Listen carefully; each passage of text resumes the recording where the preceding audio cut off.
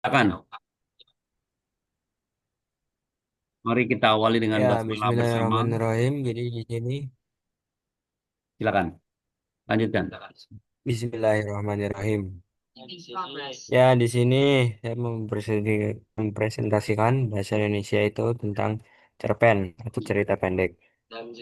Dalam cerita pendek itu ada definisi cerpen, yaitu cerita atau cerpen atau adalah karya sastra berbentuk prosa yang menceritakan kisah kehidupan secara singkat, padat, dan memiliki satu konflik utama. Biasanya tidak lebih dari 10 halaman dan hanya berfokus dalam pada satu peristiwa penting dalam kehidupan tokoh. Itu ada ayat yang berkaitan dengan cerpen, yaitu Quran Surat Yusuf ayat 111, yaitu sesungguhnya pada kisah-kisah mereka itu terdapat pembelajaran bagi orang-orang yang berakal. Ayat ini menunjukkan bahwa setiap cerita, termasuk cerpen, dapat memberikan hikmah dan pelajaran moral. Itu ada struktur cerpen. Yang pertama adalah abstrak atau gambaran singkat isi cerita. Yang kedua ada orientasi atau pengenalan tokoh, waktu dan tempat. Terus ada yang tiga komplikasi, munculnya konflik atau masalah. Yang keempat itu adalah klimaks, puncak ketegangan cerita. Itu ada lima resolusi penyelesaian konflik. Yang keenam ada koda, pesan atau penutup cerita. Itu ada yang ketiga ada tujuan cerpen. Itu ada tujuannya menghibur pembaca, menyampaikan pesan moral atau nilai kehidupan. Yang ke Terus ada menggambarkan realitas sosial atau pengalaman manusia. Terus ada meningkatkan imajinasi dan empati pembaca. Unsur yang keempat itu selanjutnya ada unsur cerita. Yang pertama tuh ada unsur-unsur intrinsik. Itu ada tema, tokoh, at- dan penokohan, alur, latar, sudut pandang, dan amanat. Unsur ekstrinsik, latar belakang, pengarang, kondisi sosial budaya, dan moral. Terus ada kaidah kebahasan cerpen. Menggunakan kata ganti orang pertama atau ketiga. Yang selanjutnya ada mengandung kalimat langsung dan tidak langsung.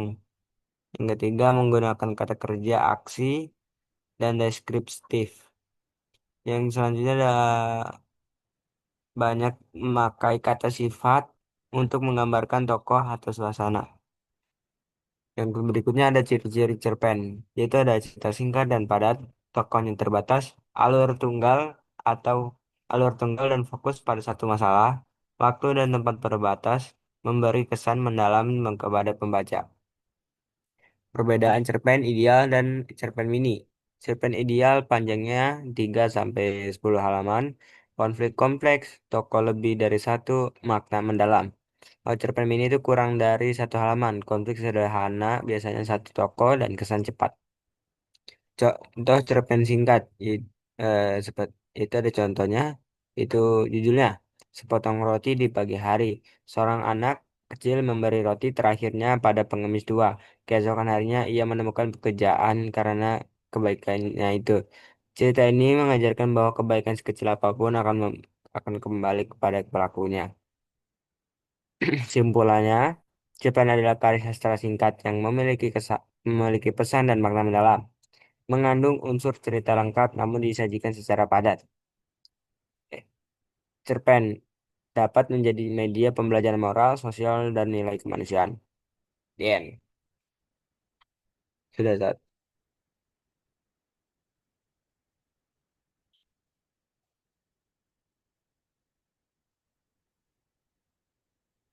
Ustaz mute itu. Sekarang. Yes. Ya, Amazing. Coba di ya, screenshot dulu pas lagi tulisan sudah. Dian ini. Ini pakai laptop apa handphone? Laptop, Oke, boleh di screenshot kirim ke laptop. saya. Bisa?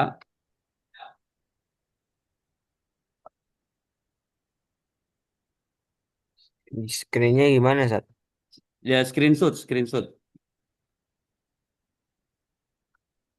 Maksudnya ini maksudnya kalau misalnya screenshot Ustadznya nggak kelihatan. Oh, ya udah nggak usah.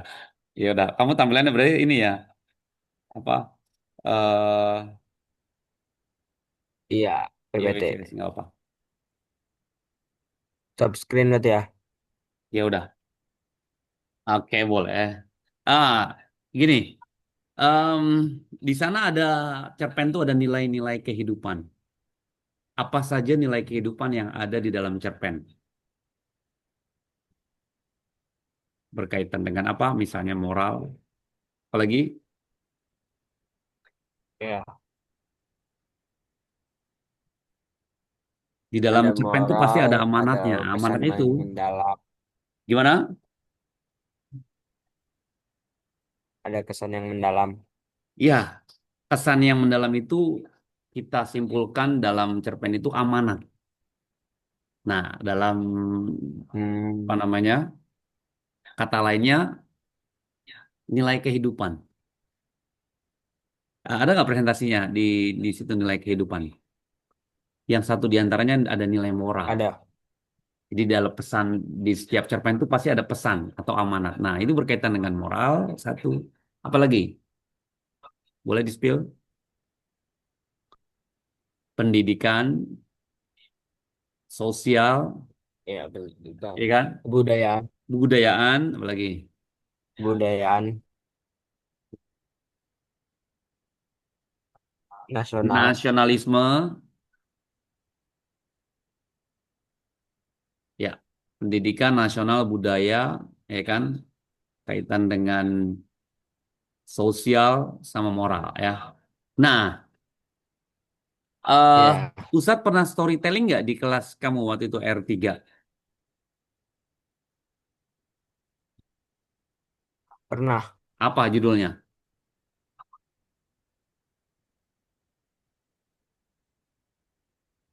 Lupa saya tapi pernah kalau nggak salah. Oke, Iya pernah. Ustadz spill lagi. Tapi saya lupa. Contohnya, kalau memang lupa, Ustadz spill lagi ya.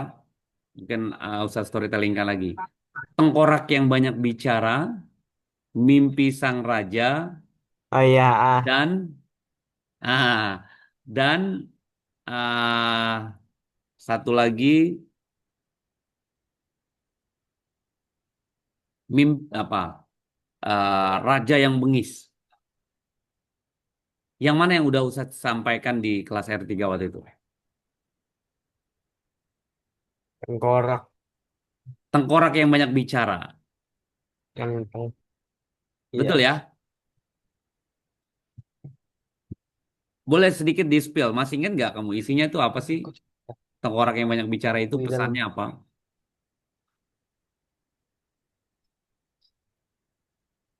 Jadi em, jadi ya apa ya? Aduh saya Gimana? Masih ingat?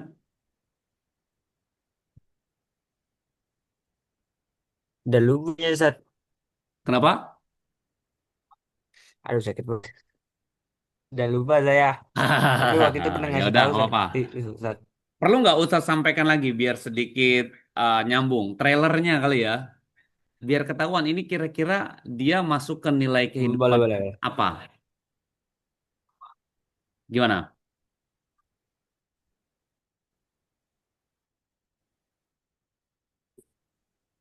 Han? Kok Frozen? Hmm, ya, ya.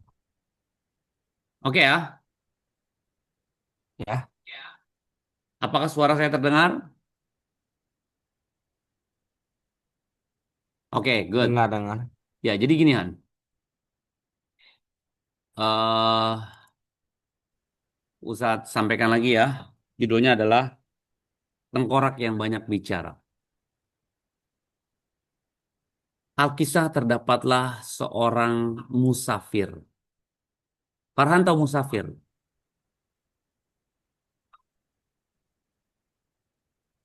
Temen. Ya, musafir itu orang yang senang berpergian. mengikuti arah mata angin. Dia ke barat, Hmm. kadang ke timur, ke selatan. Angin kemana berlalu, dia ikut angin. Si musafir ini, kalau udah ngikutin angin, dia kadang naik gunung, turun gunung, bukit, kota, desa, sungai, hutan, dia lalui. Alkisah, dia melewati sebuah hutan. Hutan belantara yang ada pohonnya sangat besar-besar ya, di atas bukit. Di dalam hutan tersebut, dia mendengar seorang bicara. Disamperinlah Tuhan.